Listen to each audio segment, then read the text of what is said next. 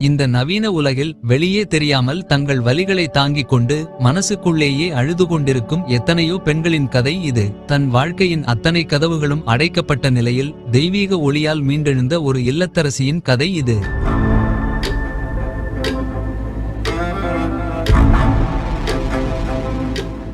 தமிழ்நாட்டின் ஒரு நெரிசலான நகரம். இங்கு அமைந்த ஒரு சிறிய வாடகை வீட்டில் காவேரி என்ற பெண் தன் குடும்பத்துடன் வசித்து வந்தாள். வெளியே சிரித்த முகத்துடன் காணப்பட்டாலும் அவளது மனது ஒரு போர்க்களமாய் இருந்தது. கணவன், குழந்தைகள் என ஒரு குடும்பத்தின் அத்தனை பாரங்களையும் தன் தோளில் சுமந்தவள் அவள். காவேரியின் கணவர் சக்திவேல். அவர் ஒரு நல்ல மனிதர்தான். ஆனால் அவர் தொழில் செய்யும் இடத்தில் ஏற்பட்ட நஷ்டங்கள் அவர்களின் குடும்பத்தை வறுமையின் பிடியில் தள்ளின. சதாசர்வகாலமும் கடன் கொடுத்தவர்களின் தொலைபேசி அழைப்புகளும் மிரட்டல் காவேரியின் நிம்மதியை குலைத்தன.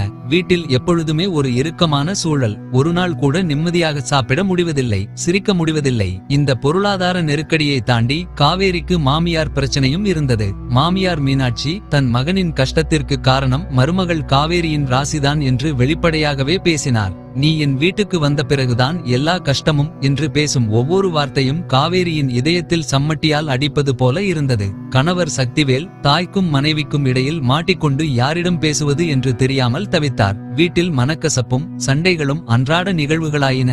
முக்கியமாக வட்டிக்கு வாங்கிய பெரிய தொகை கடன்தான் காவேரியின் வாழ்க்கையை முழுமையாக இருளில் ஆழ்த்தியது. கடன்காரர்களின் கடுமையான வார்த்தைகளும் வாசலில் வந்து நின்று சத்தம் போடுவதும் குழந்தைகளின் பள்ளி கட்டணம் என அவள் தினந்தோறும் செத்துக் கொண்டிருந்தாள். நாளை என்ன நடக்குமோ என்ற பயத்திலேயே அவள் ஒவ்வொரு விடியலையும் எதிர்கொண்டாள். காவேரி வெளியே யாரிடமும் பேச முடியவில்லை. தனிமையில் கண்ணீர் சிந்துவதைத் தவிர வேறு வழியில்லை. சமையலறையின் ஒரு மூலையில் அமர்ந்து நான் ஏன் இப்படி வாழ்கிறேன், என் வாழ்க்கை இப்படித்தானா என்று அவளுக்குள்ளேயே கேட்டுக்கொண்டாள். அவளுடைய நம்பிக்கை என்னும் விளக்கு அணைந்து போனது. நாட்கள் நகர்ந்தன. பிரச்சனைகள் தீரவில்லை. ஒரு நாள் இரவு கடன்காரன் ஒருவன் வீட்டில் வந்து மிக மோசமாக பேசிவிட்டு சென்றான். மாமியார் மீனாட்சி, இனிமேல் இப்படிப்பட்ட அவமானத்தை என் தலைமுறைக்கு தர வேண்டாம், நீ எங்கேயாவது போ என்று சொல்லிவிட்டார். எல்லாமே முடிந்துவிட்டது என்ற நிலைக்கு காவேரி தள்ளப்பட்டாள். அந்த இரவு முழுவதும் தூங்கவில்லை.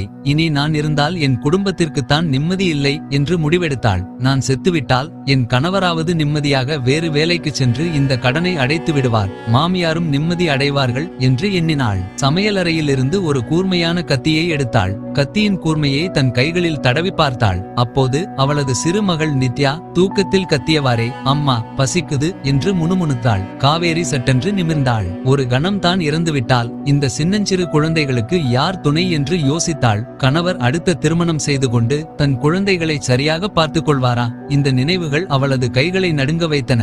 அந்த கத்தி கீழே விழுந்தது.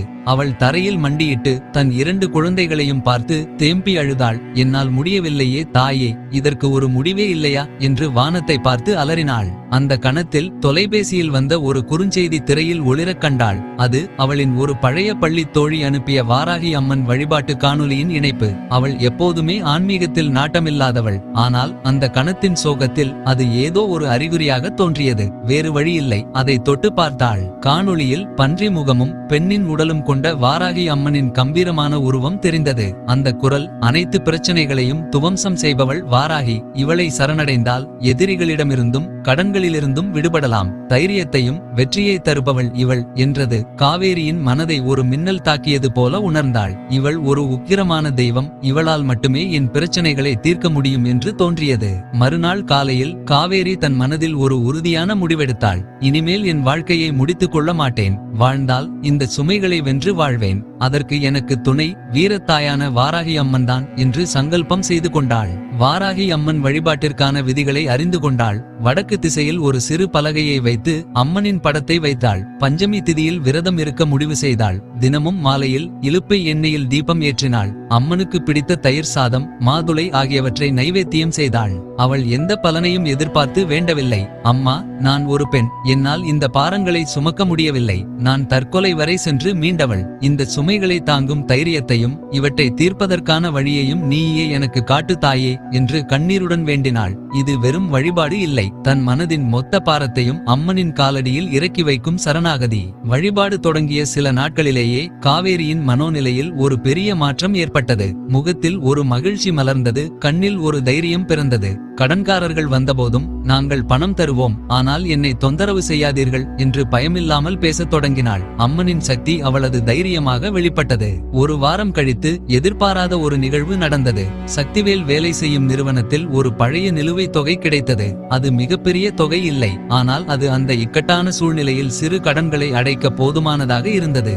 அத்துடன் நிற்கவில்லை. காவேரி அம்மனுக்கு நைவேத்தியம் செய்யும் தயிர் சாதத்தை சுற்றியுள்ள அலுவலகங்களுக்கு விற்பனை செய்யலாம் என்று ஒரு யோசனை தோன்றியது. அதை சக்திவேலிடம் சொல்ல அவரும் துணை நின்றார். சமூகத்தில் அவமானம் என்று நினைத்தவள் இன்று தைரியத்துடன் அந்த வியாபாரத்தை ஆரம்பித்தாள். தன் மருமகள் கடன்காரர்களிடம் பயமில்லாமல் பேசுவதையும் தானே ஒரு தொழிலை தொடங்கி பணம் ஈட்டுவதையும் மாமியார் மீனாட்சி கவனித்தார். அவரது மனதில் இருந்த மருமகள் மீதான வெறுப்பு நீங்க தொடங்கியது. ஒரு நாள் காவேரி அம்மனுக்கு தீபம் ஏற்றும் போது மீனாட்சி வந்து, நீ ரொம்ப கஷ்டப்படுறம்மா, நான் உனக்கு துணையாக இருக்கிறேன் என்று சொன்னார். அந்த வாராகி அம்மனின் அருள் குடும்பத்தில் இருந்த மனக்கசப்புகளையும் கரைத்தது. காவேரியின் தயிர் சாத வியாபாரம் மெல்ல மெல்ல வளர்ந்தது. கணவர் சக்திவேல் வேலையில் இருந்து வந்து அவளுக்கு உதவியாக இருந்தார். மாமியாரும் வியாபாரத்தில் துணை நின்றார். ஒவ்வொரு பஞ்சமி திதியிலும் காவேரி அம்மனுக்கு சிறப்பாக பூஜை செய்தாள். அவளது வாழ்க்கையில் இருந்த பிரச்சனைகள் ஒவ்வொன்றாக நீங்கின.